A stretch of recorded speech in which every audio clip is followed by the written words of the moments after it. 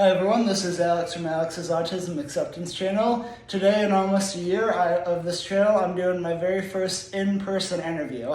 This is my good friend Peter Bejan. Hello. We go to Eastern Michigan together and we are both on the spectrum. And we're going to share you a little bit about our struggles to find and maintain good relationships. So thanks for being here, Peter. So tell me about your diagnosis process and how long you've known you've had Asperger's. So I've had Asperger's since the 7th grade. I was diagnosed in Germany in the 7th grade, and it kind of altered how I view myself relative to others. I always knew there was something a little off about myself relative to my peers, and that question was answered in 2011, I believe. Okay.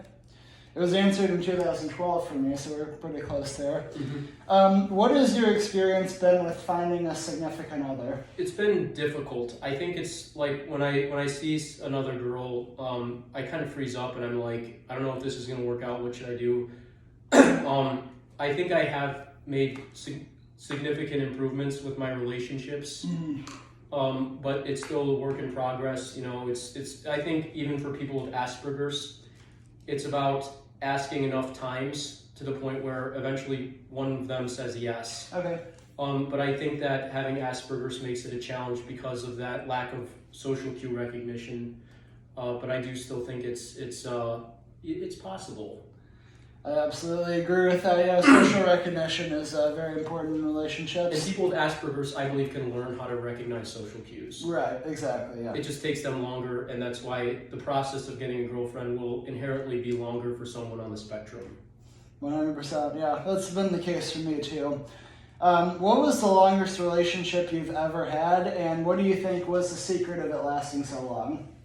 The longest relationship, if I even want to call it a relationship, was with a girl named Clara Lipinski. Okay. And I didn't like her at the time, but she liked me, and I think it's just because I was nice to her, and I could read her quite easily. Those two combinations worked in tandem, worked really well for me. Unfortunately, though, like I said, I really, at the time, didn't like her, and by the time I did like her, she already had a boyfriend. Okay. So I did have a relationship with her, but it was really just more of a friend thing.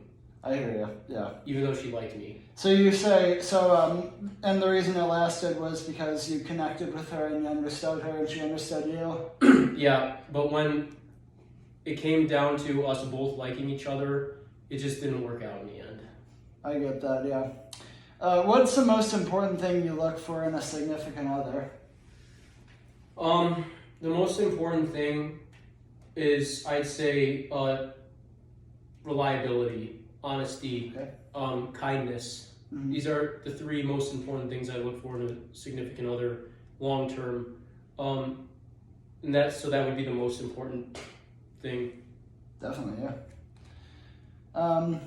Why is it so hard for people on the spectrum to keep and maintain a positive relationship? I think it's really because people on the spectrum struggle to understand the needs and empathize with others.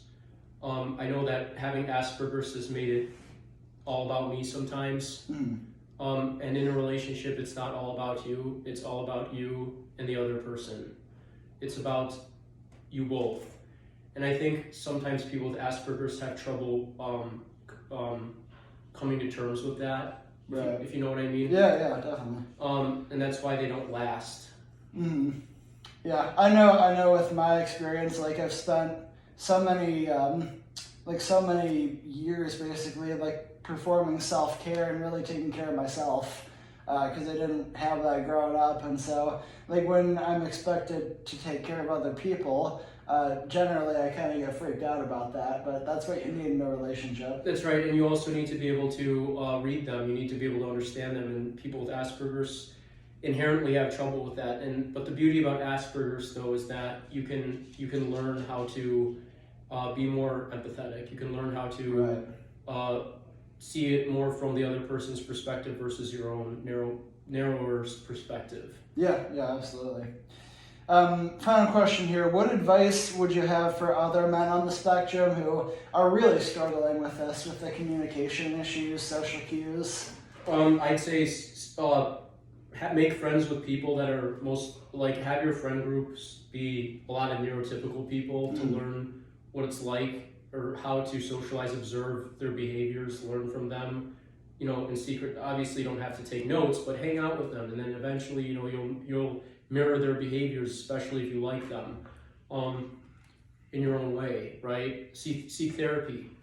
Talk about your problems with a good therapist, and they can sort out different coping mechanisms for you.